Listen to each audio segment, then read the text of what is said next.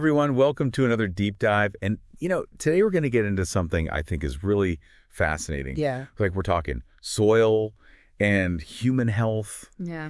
And I've got some research that I just think you're going to find super interesting. Well, the connection might not be obvious at first glance. Right.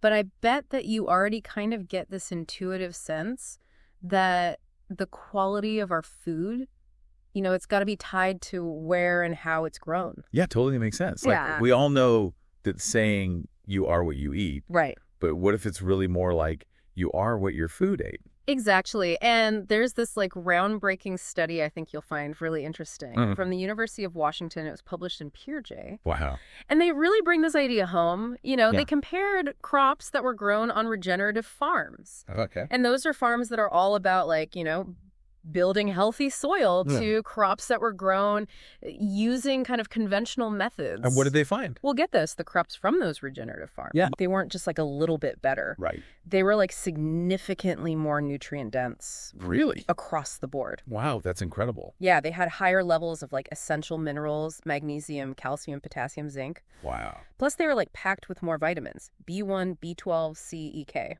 It's the whole vitamin alphabet. That's amazing. Yeah. So more nutrients, but was there anything else?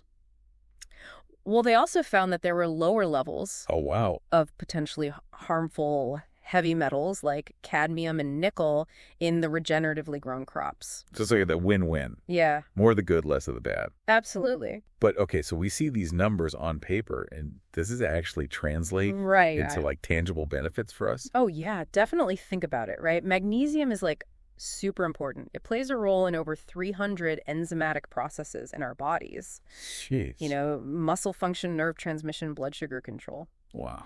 So getting enough magnesium that can contribute to better sleep, reduce muscle cramps, even a healthier heart rhythm. It's wild how much one mineral can impact. I know, right? And then calcium, that's bone health, right? Of course, yeah, for building strong bones.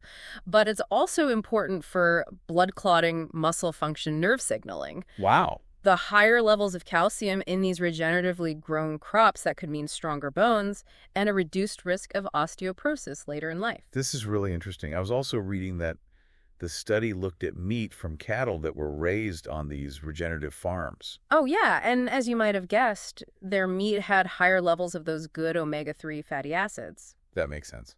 We know that omega-3s are linked to a reduced risk of heart disease, improved brain function, and even better mood regulation. Interesting. So this research is showing that the benefits of healthy soil, they can go way beyond just plants. This ripple effect, right? Healthy soil, healthier plants and animals, healthier humans. Yeah. It makes you realize how interconnected everything is. Precisely. And all of this got researcher David Montgomery thinking while he was writing his book, What Your Food Ate. Oh, interesting. He started to explore this connection between soil health, plant health, and human health in a lot more depth. And his findings are really fascinating. Yeah. Can you give us a little preview? What kind of connections did he find? I'm curious. One of the things that Montgomery highlights is the role of soil biology. Okay. So healthy soil, it's teeming with beneficial microbes and fungi. Okay. They're the unsung heroes of the food chain, right? They work tirelessly to break down organic matter, and they make nutrients more available to plants. So they're like nature's little chefs preparing this nutrient-rich meal for the plants. Exact. That's such a cool analogy. I like that. Yeah. But I'm curious, how does conventional farming mess this up? Right. Well, conventional farming often relies on practices like tilling, which disrupts the soil structure, and it exposes those beneficial microbes to the elements. And then the overuse of chemical fertilizers and pesticides can also wipe out these crucial organisms. So you end up with a less diverse and a less vibrant soil ecosystem. So basically, if the soil isn't healthy, right, the plants can't access all the nutrients they need. Yeah. And that ultimately impacts the nutritional value of the food that we eat. You got it. It's almost like we're kind of cheating ourselves at the very foundation of our food system. Exactly. And that's a point that I think a lot of people overlook. Yeah. But the implications are huge, especially when you think about the role of nutrition in addressing the growing epidemic of chronic diseases. Right. Yeah, totally.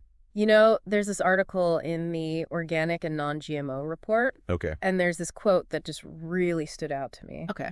It says, It may be that one of our biggest levers for trying to combat the modern public health epidemic of chronic diseases is to rethink our diet.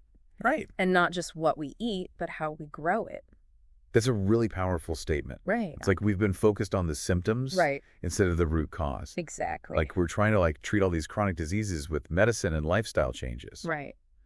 But maybe we need to go a step further and think about the health of our soil. Precisely. And that kind of brings us to this really interesting world of nutrigenomics. Okay. Which explores how the food we eat interacts with our genes at like a molecular level. Oh, wow. It's like our food is having a conversation with our DNA. Wow.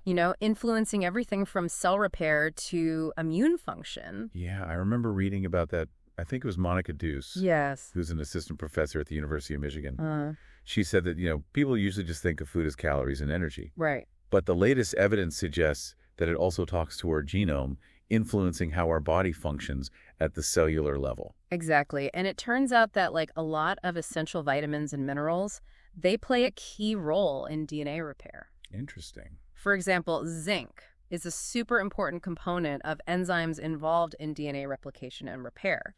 Okay. So a deficiency in zinc can actually lead to DNA damage over time, which increases the risk of a whole bunch of health problems. So if we're eating foods grown in depleted soils, are we not getting enough of those critical nutrients to help support those DNA repair mechanisms? That's a great way to put it. It's like we're missing some of the letters in the genetic alphabet. Exactly. And to go even further, certain phytochemicals found in plants grown in healthy soils like sulforaphane and broccoli have been shown to have protective effects against DNA damage. Wow. They act like antioxidants, getting rid of harmful free radicals that can cause mutations in our DNA. So it's not just about getting enough of those, basic vitamins and minerals. Right. It's also about the diversity and abundance of these beneficial plant compounds, which are all influenced by the health of the soil. Exactly. And we're still learning so much about nutrigenomics. Yeah. But the research that's coming out, it really suggests that the food we eat can have a huge impact on our genetic expression and ultimately our health and longevity. It's like this feedback loop, right? Yes. The healthier the soil, the more nutrient-dense the food. Yeah. The better our bodies can function at a cellular level. That's a great way to put it. It highlights the fact that our health is totally interconnected with the health of our environment. Absolutely. And it really stresses how important it is to support agricultural practices that put soil regeneration first. Yeah, if we really want to be as healthy as we can be, we need to pay more attention to where our food comes from and how it's grown. Absolutely. We need to be supporting the farmers who are really committed to building healthy soil and growing the most nutrient-rich food possible. Yeah. For sure. And we need to realize that taking care of our soil, that's an act of self-care. Wow. It's an investment in our own well-being and the well-being of generations to come. I love that that's such a powerful message. Yeah. It makes you really stop and think about what you're eating. Right. Every meal is an opportunity to nourish your body and support a more sustainable and healthy food system. Exactly. It really makes you think about what messages your next meal is sending. Yeah, it really does. And this idea of food as information, it goes beyond just the nutrients and genes. Oh. David Montgomery digs into this in his book, What Your Food Ate. Uh-huh. He talks about how the historical decline of soil health has actually played a part in the collapse of civilizations. Whoa, seriously? Yeah. That's a big claim. How does he connect those two? Well, he says that as civilizations depleted their soils, through unsustainable farming practices, the nutritional value of their food declined. Okay. And this led to widespread malnutrition, weakened immune systems. Makes sense. Increased susceptibility to disease, and ultimately it contributed to their downfall. So it's not just about our individual health. Right. There's these bigger implications for society. Exactly. Healthy soil is the foundation of a healthy food system. Right. And a healthy food system is essential for a thriving society. It's a connection we can't ignore. This is a lot to take in. It feels kind of overwhelming, it's this big complex issue. And I'm just one person, what can I really do? That's a great question. And I think it's important to remember that even small changes can make a difference. Okay. You can start by just looking for food that's grown using regenerative practices. Okay. How do I do that? Look for labels like certified organic or regenerative organic certified, or visit your local farmer's market and talk to the farmers about their growing methods. So I can support businesses that are all about that soil health with how I shop. Exactly. Cool. What else can I do? You can also advocate for policies that support regenerative agriculture. Okay. Contact your elected officials. Let them know this is important to you. Yeah. You want to see more investment in sustainable farming. That's a good idea. And I can tell my friends and family too, right? Yes, definitely. The more people who know about this connection between soil health and human health, right, the more we can demand change. Exactly. It's all about raising awareness and, giving people the power to make those good choices. Yeah. I have to say, this deep dive has been really eye-opening. I'm definitely going to be thinking about the food I eat in a whole new way. That's great to hear. It's not just about what tastes good. It's about nourishing my body with food that was grown in a way that respects the earth. And that's a really powerful shift in how we think about food. Totally. It's about realizing that our health is totally connected to the health of our planet. Yeah. When we take care of our soil, we're taking care of ourselves and future generations. Well, thank you so much for joining us on this deep dive into the worlds of soil and human health.